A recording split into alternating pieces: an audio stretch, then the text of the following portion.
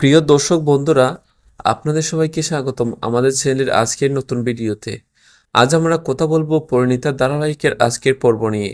যে পর্বটি ছিল আবেগে উত্তেজনা, রহস্য আর ভয়ঙ্কর এক্সপোজারে ভরপুর। আজকের পর্বের শুরুতেই আমরা দেখতে পাই গাঙ্গুলি বাড়ির ভেতরে এক চাপা অস্থিরতা।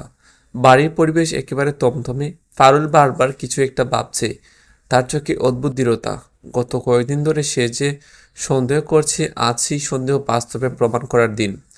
সংযুক্তা ঘরে বসে মোবাইল কারোর সাথে কথা বলছে, তার কণ্ঠে আত্মবিশ্বাস, যেন সে নিশ্চিত যে তার কিছু হবে না।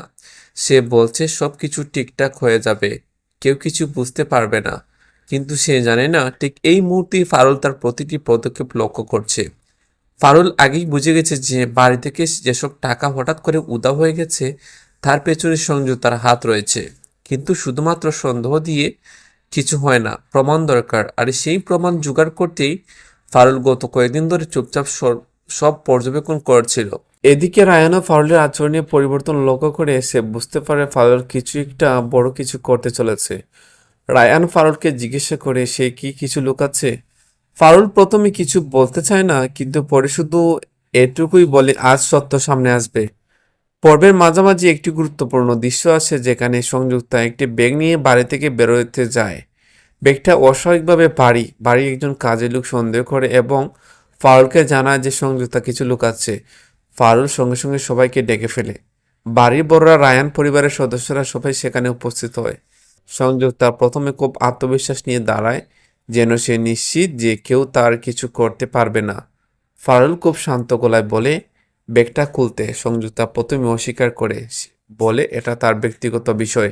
কিন্তু পরিস্থিতি যখন আরো ঘোরালো হয়ে ওঠে তখন ব্যাগ খুলতেই হয়। আর ঠিক তখনই ঘটে বিস্ফোরণে।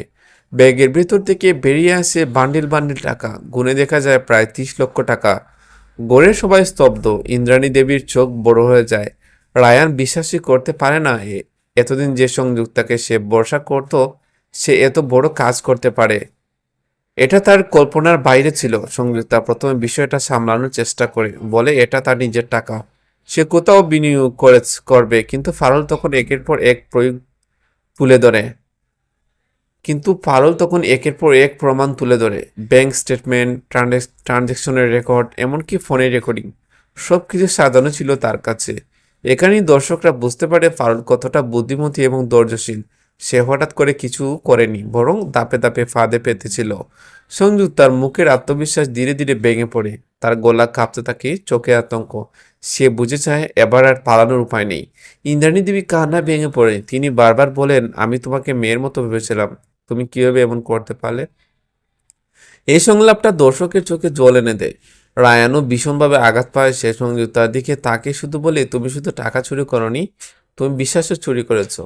পর্বের শেষ দিকে সংযুক্তা একেবারে ভেঙে পড়ে এবং স্বীকার করে যে সে লোভের বশে এই কাজ করেছে।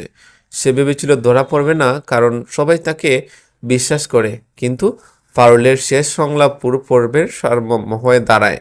ফারুল বলে, সত্য কখনো চাপা থাকে না, দেরিতে হলে সত্যটা সামনে আসেই।